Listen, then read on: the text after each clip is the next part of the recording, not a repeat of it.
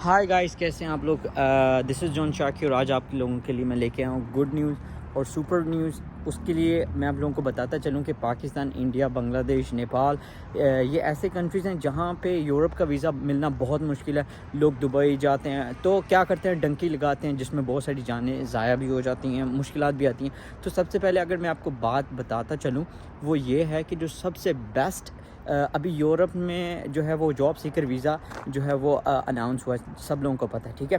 और सिर्फ 4 कंट्रीज़ दे रहे हैं। पुर्तगाल के बारे में पूछा गया था। पुर्तगाल तो यार सेकंड नंबर, बहुत लेजेंड कंट्री है। मैं कहूँगा उन लोगों के लिए जिनके पास स्किल्स नहीं है। आपके पास स्किल्स नहीं है, आपके पास जो है वो डिग्री नहीं है, आपके पास ट्रैवल हिस्ट्री नहीं है, आपके पास कुछ भी नहीं है, फिर भी पुर्तगाल आपको वेलकम करता है। जी हाँ, फ्रेशर हैं, अगर आप बिल्कुल फ्रेशर हैं, आपके पास कोई डिग्री नहीं है, आप 10th पढ़े हुए, 12 पढ़े हुए, 14 पढ़े हुए, इंग्लिश नहीं आती है, तब भी आपको पुर्तगाल जो है वो वीज़ा देता है। अच्छा, अब आप बोल रहे होंगे यार जॉन भाई ऐसा कैसे हो सकता है, ट्रैवल हिस्ट्री भी नहीं है और यूरोप का वीज़ा। जी हाँ, क्योंकि बहुत सारे जो है डंकी वगैरह लगनी थी और लेबर शॉर्टेज हुई है कोरोना की वजह से बहुत ज़्यादा, इसलिए जो है वो बहुत ज़्यादा जो है अब ऐसे फैसिलिटीज़ निकाली जा रही हैं जिसमें जो है लोग इलीगल स्टेप्स ना लें और लोग प्रॉपर और राइट अवे जो है वो वीज़ा हासिल कर सकें, ठीक है। एक तो ये आपको क्लियर हो गया। सबसे पहले मैं आपको बताता चलूँ, अपना टाइम ज़ाया करते बिना लाइक, सब्सक्राइब और शेयर कर लें वीडियो को, क्योंकि आपका भाई जो है वो बहुत मेहनत से ये एनिमेशन वाली वीडियो बनाता है। इस पर कम से कम एक वीडियो पर जो है वो 4 से 5 घंटे जो है वो लग जाते हैं। तो सबसे पहले मैंने कुछ डॉक्यूमेंट्स लिखे भी हुए हैं, आप वेबसाइट पे जा सकते हैं, पुर्तगाल की जो है ओरिजिनल वेबसाइट, वहाँ पे भी जाके ले सकते हैं आप। और दूसरा जो है आपको वहाँ पे भी मिल जाएगा।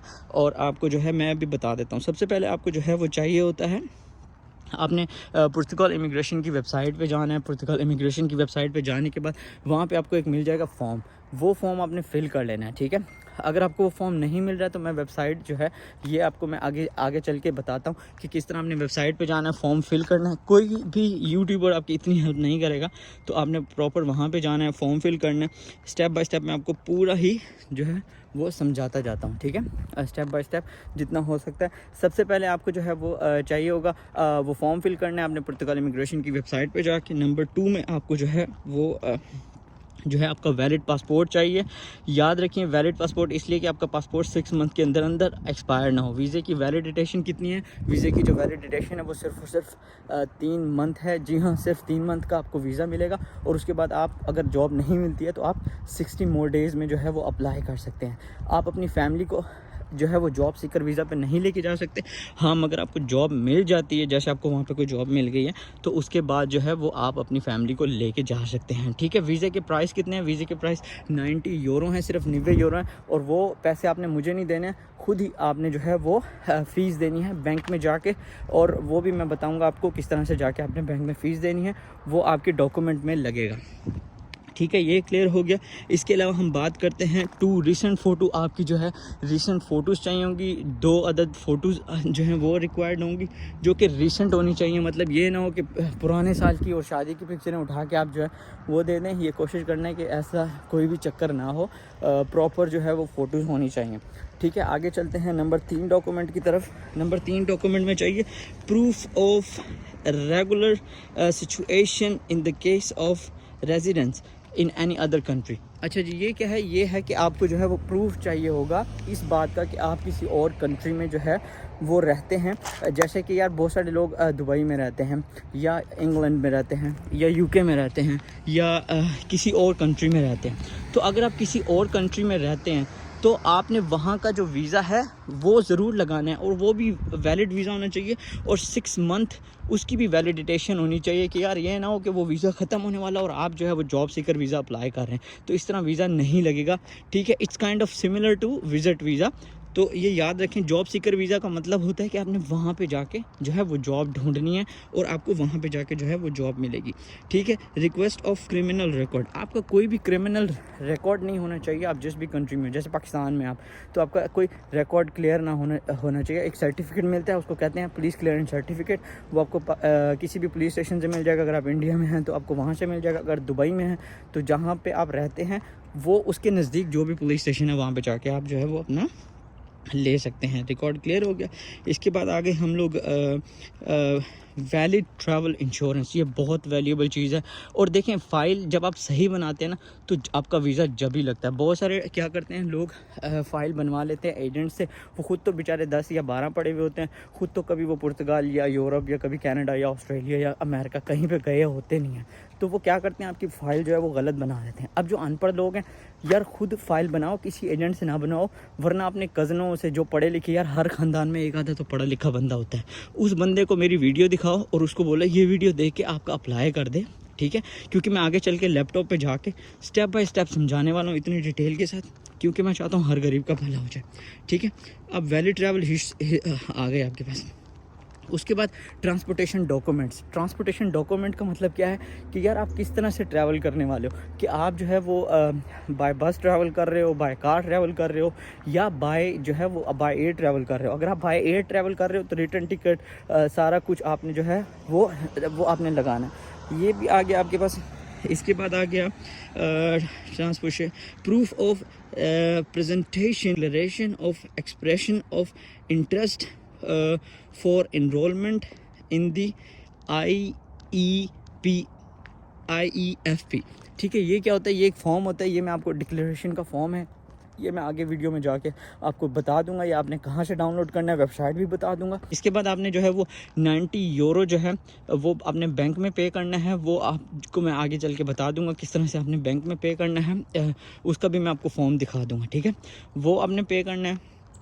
जो नेक्स्ट आपका जो आएगा प्रूफ ऑफ आपकी बैंक स्टेटमेंट। अब बैंक स्टेटमेंट क्यों ज़रूरी है, आप लोग पूछेंगे। बैंक स्टेटमेंट इसलिए ज़रूरी है कि जब जॉब सीकर वीज़ा होता है, जॉब सीकर वीज़े का मतलब ये होता है कि आप वहाँ पे जाके जो है वो जॉब ढूंढेंगे, तलाश करेंगे, और उसके बाद जो है वो आपको जॉब मिलेगी, ठीक है। जॉब सीकर का मतलब ये होता है कि आपको कोई ऑफ़र लेटर नहीं चाहिए, कोई डॉक्यूमेंट्स नहीं चाहिए, और आपको जो है वो डायरेक्ट वीज़ा मिलेगा, ठीक है। ये चीज़ क्लियर होगी। तो अब जॉब सीकर वीज़े के लिए आपको क्या चाहिए होता है, आपको चाहिए होता है प्रूफ ऑफ फंड्स।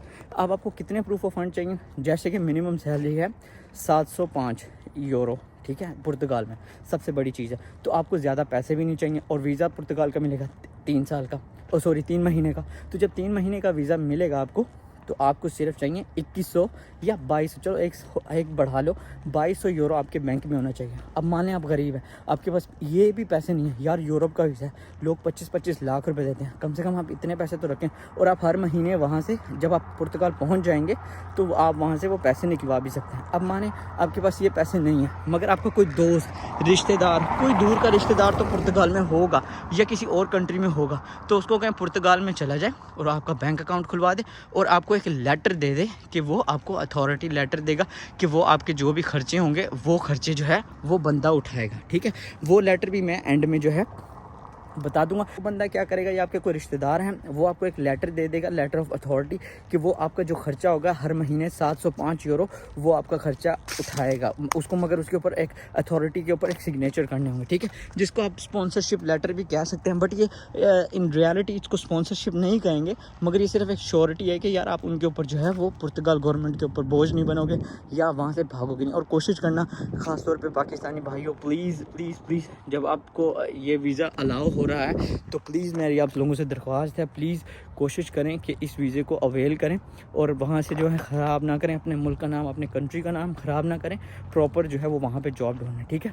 और अगर आप वहाँ पे 3 महीने में जॉब लेने से कामयाब नहीं होते हैं तो आपके पास फिर भी एक ऑप्शन है, बड़ा ऑप्शन, वो ये है कि आप फिर उसको वीज़े को 60 दिन के लिए एक्सटेंड करवा सकते हैं, ठीक है। होप आप लोगों को पसंद पूरी वीडियो की समझ आ गई होगी। अब मैं आगे चल के लैपटॉप पे स्टेप बाय स्टेप बताता हूँ। सबसे पहले आपने क्या करना है, किस वेबसाइट पे जाना है, कौन कौन से आपको जो है वो डिक्लेरेशन फॉर्म्स वगैरह चाहिए। जैसे मैंने आप लोगों से वादा किया था, तो ये मैं आपको लेके आया हूँ वेबसाइट पे। आप ऊपर वेबसाइट देख सकते हैं, जूम भी कर सकते हैं, ठीक है, और अच्छे से पढ़ सकते हैं। अब यहाँ पे जो है वो काफ़ी सारे जो है इन्होंने टेबल्स दिए हुए हैं और डायलॉग्स दिए हुए हैं।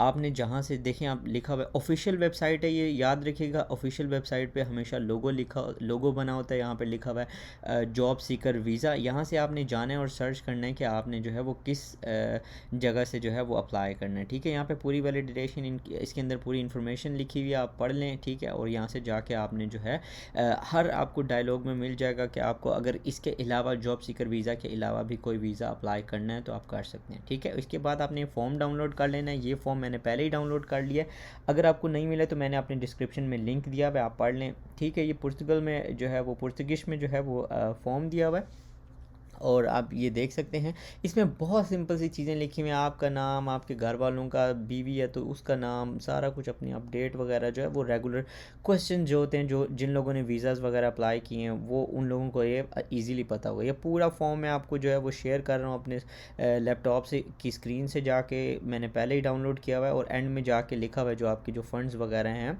वो आपने जो है, और एंड में यहाँ पे आपने सिग्नेचर करके इसके प्रिंट निकलवा लेने हैं। और ये रहा सेफ का एक फॉर्म है, ये उन्हें पता होगा जो पुर्तगाल में रहते हैं, ठीक है। अगर आपका कोई दोस्त या रिश्तेदार रहता है और आपके पास पैसे नहीं है तो वो आपके फाइनेंस को कवर करेगा, तो याद रखिए उसको ये फॉर्म जो है वो फिल करना होगा। इसमें हर चीज़ लिखी हुई है, अगर आपको ये नहीं पता तो आप इसको जो है वो गूगल से जाके ट्रांसलेट करवा सकते हैं या कर सकते हैं, या किसी भी पुर्तगीज बंदे से आप ट्रांसलेट करवा सकते हैं। यहाँ पे पूरी इसकी डिटेल लगेगी, काइंड ऑफ अ स्पॉन्सरशिप भी कह सकते हैं आप, कि वो आपका पूरा जो खर्चा होगा वो करेगा। इसके बाद आपने जो आना है यहाँ पे, ये बहुत मेजर चीज़ है, बहुत सारे लोग मिस कर लेते हैं, declaration of expression of interest of EFP registration, ठीक है। ये फॉर्म ज़रूर फिल कर लेना है। अब आपको इसका, आप सोचेंगे कि जॉन भाई आप सही नहीं बताते हो, तो भाई इसका भी लिंक मैंने डिस्क्रिप्शन में आपको स्टेप बाय स्टेप दिया हुआ है, ठीक है। ये फॉर्म फिल करना है आपने, यहाँ से जाना है और आपको यहाँ पे पूरी अपडेट मिल जानी है, ठीक है। और आप एम्बेसी में, सबसे बड़ी बात है, आपने एम्बेसी में कॉल करनी है और उनसे पूछना भी है कि भाई मैं पढ़ा लिखा नहीं हूँ और ये मेरी क्वालिफ़िकेशन है और मैं अप्लाई करना चाहता हूँ। अगर पाकिस्तान में, नेपाल में नहीं है तो दुबई वाले किसी दोस्त को कहें, वो आपका फॉर्म वगैरह फिल करेगा और आप खुद ऑनलाइन पाकिस्तान से, नेपाल से, इंडिया से भी अप्लाई कर